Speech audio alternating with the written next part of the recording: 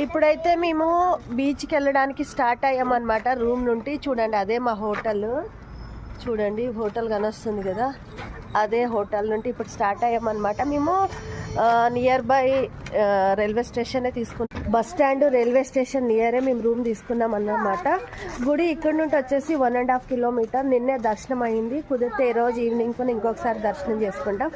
ఇప్పుడైతే వేలి బీచ్కి వెళ్తున్నాం. వేలి బీచ్ తర్వాత ఇంటర్నేషనల్ బీచ్ వచ్చేసి కొయిలం బీచ్. కొయిలం బీచ్ తర్వాత షణ్ముగం బీచ్ అన్నమాట.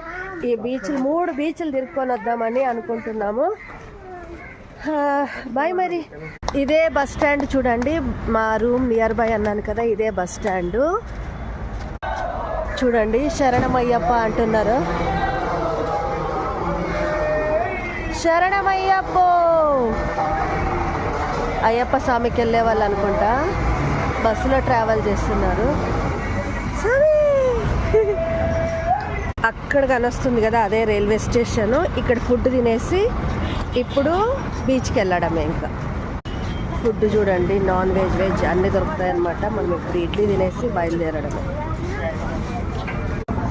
తినడానికి కూర్చున్నాం అన్నమాట. తినేసి చూడండి ట్రెడిషనల్ ఫుడ్స్ అన్నమాట, కేరళ ట్రెడిషనల్ ఫుడ్స్. అప్పం అంటారంట. మీరు ఎంతమంది కేరళకి వచ్చారు ఈ ఫుడ్ తిన్నారో చెప్పండి. చూడండి ఇది కేరళ స్పెషల్ అప్పం, నిజంగా బాగుంది. అయ్యానైతే ఇడ్లీ వడ, అప్పం అంట. ఇది దోశలాగే ఉంది, సేమ్ యాజ్. మా సాన్వికి అయితే దోశ వచ్చింది. ఫుడ్ అయితే సూపర్ ఉంది. దీని కాంబినేషన్ వచ్చేసి కాబూల్ చైనా ఇచ్చారనమాట. చాలా చాలా బాగుంది. చూడండి బస్సెస్ అన్నీ ఈడే పోతున్నాయి.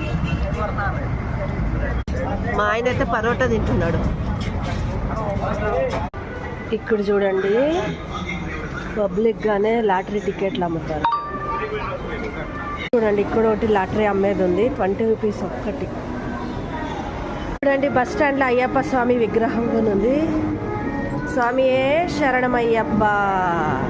చూడండి బస్ స్టాండ్ లో ఇలాంటి స్వీట్స్ అన్ని దొరుకుతాయి అన్నమాట. బస్ స్టాండ్ అయితే సూపర్ ఉంది. బస్ స్టాండ్ లోనే అన్ని షాపింగ్ చేసుకోవచ్చు.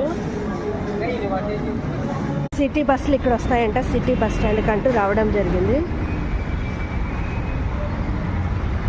బస్సెస్ అన్ని ఇలా నిలబడతాయి చూడండి. ఇక్కడ బీచ్కి వెళ్ళే బస్సెస్ దీంట్లో ఎక్కేసి బీచ్కి వెళ్ళిపోవడం ఇంకా.